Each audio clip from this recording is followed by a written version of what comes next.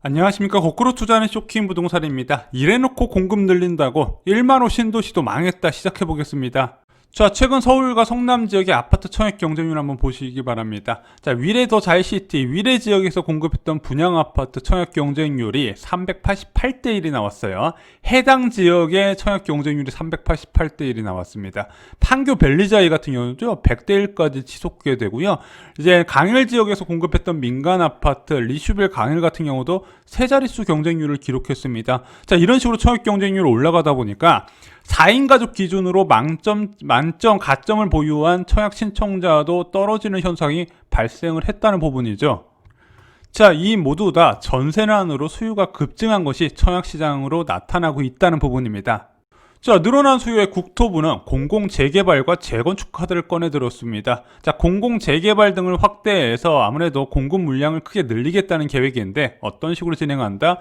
이제 공급 면적을 20% 더 준다. 그래서 그것만큼 임대주택도 늘리고 분양주택도 늘리겠다는 계획인데 그래서 후보지를 선정했어요. 8곳에 합쳐봤더니 어이구야 4,763세대밖에 안 됩니다.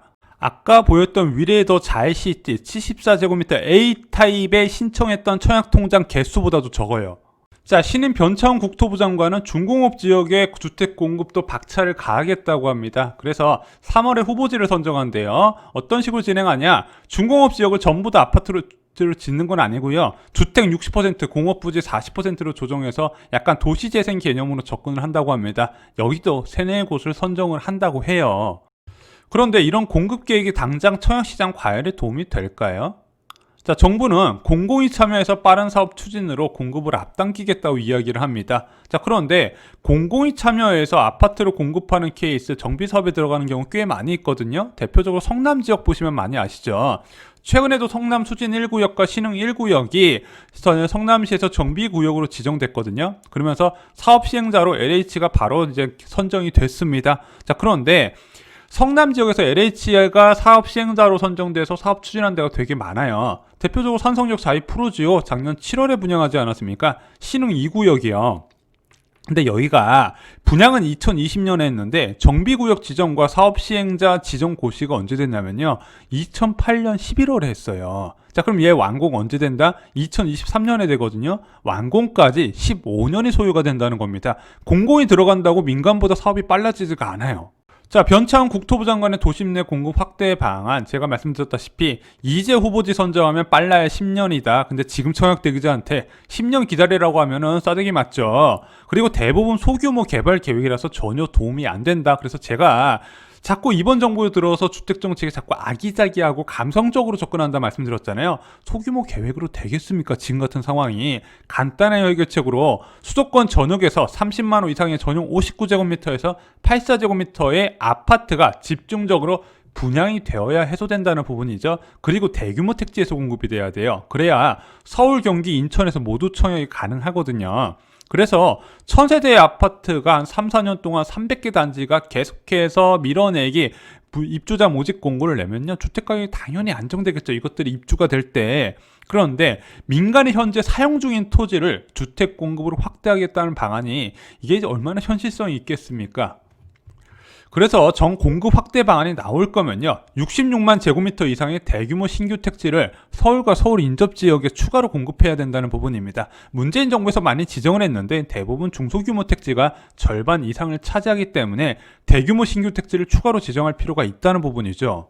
근데 문재인 정부에서 지정한 신규 택지가 이제 슬슬 나올 때가 됐습니다. 2017년에 지정한 주거복지 로드맵 벌써 한 4년 정도 다 돼가니까 그래도 어느 정도 결과가 나오지 않을까 싶었는데 자, 주거복지 로드맵 10곳이 지구계획 수립이 완료가 됐답니다. 자, 어느 정도 한 4만 호 정도 규모의 신규 택지에서 공급이 진행될 것 같아요. 그래서 택지 분양 2022년에 하고 주택 분양은 2022년에서 2023년, 최초 입주가 2023년에서 2024년에 진행이 됩니다. 자, 47,700호의 주택이 공급되면 그래도 좀 분산이 되고 3기 신도시까지 버틸 수 있는 힘이 되겠죠. 자, 그 안에서 남양주 진접 2지구가요, 가구 수가 1만 호가 넘으면서 굉장히 규모가 크고 사람들이 관심을 많이 가져요.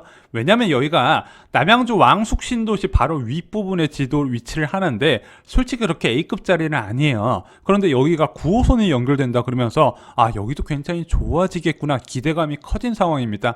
한마디로 이 남양주 진접 제2지구는요, 주거복지 로드맵에서 가장 큰 규모의 신규 택지에 해당이 되고요. 남양주 왕숙 신도시의 베타 버전이라고 할 정도로 괜찮은 지역이다. 그래서 대규모 택지이기 때문에 당연히 서울 지역에서도 청약이 가능하다는 장점이 있습니다. 근데 앞서 복정 1지구하고 갈매 역세권 지구 이 금싸라기 땅들이 산으로 간다 말씀드렸죠. 아파트 공급 규모가 1548호가 나왔는데 전용 59에서 84제곱미터, 시장에서 정말로 선호하는 주택 형태는 3348호밖에 안 되고, 그것도 민간 분양이더라. 근데 지금 민간 분양으로 공급 넘어가면은요, 얘네들 이제 토지 가격을 감정평가 금액으로 받기 때문에 분양가 올라갈 때까지 공급 미룬다 말씀드렸죠. 그러면은 공공주도로 해서 공급이 돼야 되는데, 공급주택 70%가 특정 계층의 소형주택 전용 55제곱미터 미만을 공급하고 이하를 공급하고 있다는 부분이죠. 그것도 대부분 신혼희망타운과 임대주택으로 들어갈 대상자들이 극히 한정되어 있어요. 자, 요즘은 이런 생각까지 듭니다. 국토부가 민간건설사 아파트를 일부러 밀어주는 느낌이 들 정도예요. 그래서 이 신혼희망타운에 대해서 사람들의 원성이 잦아해요. 야, 방 2개에 4인 가족이 5년 동안 거주해야 되냐. 이제 당첨될 수 있는 커트라인이 가점제도에 자녀 수가 많은 사람을 당첨되게 만들어놔요. 이제 자녀가 3명이면 3점, 2명이면 2점, 그리고 1명이면 1점이거든요. 그럼 당연히 둘 또는 셋에서 당첨이 되겠죠.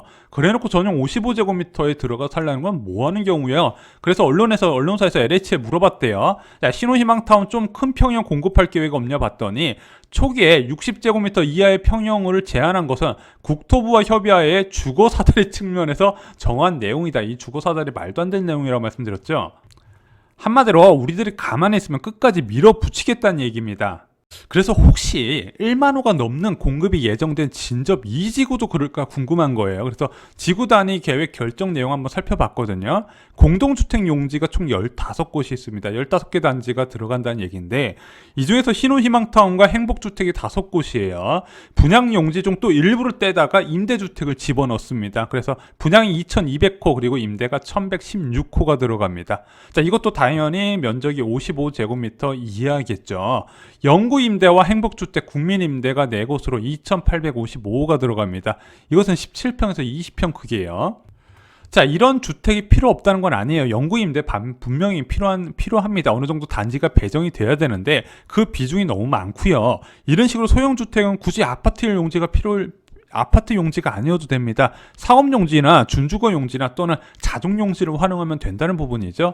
그리고 민간 임대 한 곳에서 777호, 이거 아직도 있네요. 민간 분양 4곳에서 1431호 무조건 지원된다 말씀드렸죠. 공공분양 한 곳 236호입니다. 자, 토탈 내봤더니 1661호의 공급계획 중에서 전용 59에서 84제곱미터 민간 분양과 공공분양이 1667호입니다. 15% 수준밖에 안 되는 거예요. 요즘 굉장히 많은 사람들이 불만을 가지신 공공분양이 줄어들었다. 그럼 공공분양 중에서 특별공급 제외하고 일반 공급 대상자가 널로 들어갈 수 있는 비율을 봤더니 35가구밖에 안 됩니다. 문제는 앞으로 공급될 수도권 신규 택지, 주거복지 로드맵에 지정된 택지가 다 이런 식으로 공급될 거란 얘기예요. 자, 아무리 주거복지 로드맵이 복지 측면에서 접근한 신규 택지라도 도대체 어떤 멍청이가 신도시를 저렇게 설계했을까? 적당히 해야 될 거 아니에요. 6만 호의 신규 택지를 전부 다 임대주택하고 특정 계층을 위한 주택으로 도배를 해버리면 어쩌자는 부분이죠. 자, 지금이라도 바꿔야 됩니다. 지금 청약 경쟁률 보면 대기자분들 정말 어이가 없는 상황이죠. 자, 가장 빠르게 6만 호를 공급할 방법이 있어요. 국토부 장관도 스스로 분양주택에 대한 중요성을 알고 그 분양 확대를 위해서 노력하고 있는 부분이잖아요. 멀리 찾지 마세요. 10년 뒤에 분양 가능한 주택에 힘쓸 것이 아니라 당장 내년부터 분양 가능한 신도시 택지에 공공과 일반 분양을 확대를 해서 분양 수요를 끌어와야 된다는 부분이고, 정소형 임대주택을 늘리고 싶으면 준주거나 상업용지, 자족용지를 활용해도 충분하다는 부분입니다. 대통령도 지시했잖아요. 특정 계층을 위한 공급을 하지 말고 모든 사람이 고루고루 이제 평등한 기회에서 넣을 수 있게 하라. 지금 공공분양 특별공급 비중 늘어났으니까 공공성은 충분하다고 봐요. 지금 신규 택지의 지구 단위 계획을 바꾸지 않으면요, 지금 무주택자들의 처형 난민 시세는 절대 변하지 않습니다. 추가로 민간 분양의 속도를 올릴 방안도 필요해요. 저희가 지난번 영상에서 굉장히 중요하다 말씀드렸죠. 민간 건설사들이 토지를 분양받아가지고 계속해서 분양을 미루는 이유 간단합니다. 토지의 가치가요, 감정평가 금액으로 되다 보니까 신도시는 시간이 지나면 지날수록 토지 가격이 올라가는 구조예요. 그러다 보니까 계속 미루는 게 절대적으로 이득이라는 부분이죠. 집중적인 공급에 지금 전혀 민간 분양이 도움이 안 되고 있기 때문에 이거에 대한 규칙을 바꿀 필요가 있다는 부분입니다. 자, 제 의견이 또 공감이 되신다면 목소리를 내주시기 바랍니다. 지금 국토교통부의 여론광장에 저희 쇼킹부동산 영상을 보시고 많은 분들이 글을 올려주시고 계십니다. 자, 앞으로 공급될 6만 호의 신규 택지 이런 식으로 공급된다면 시장 안정에 전혀 도움이 안 된다는 부분, 3기 신도시까지도 영향을 줄 수 있는 부분이기 때문에 제대로 된 공급 확대 방안을 정부가 마련하고 민간 건설사의 공급 확대 방안도 같이 꼭 마련해야 된다. 이 부분 여러분들도 목소리를 내주셔야 바뀌게 될 것이고 분양 물량도 늘어나게 될 겁니다.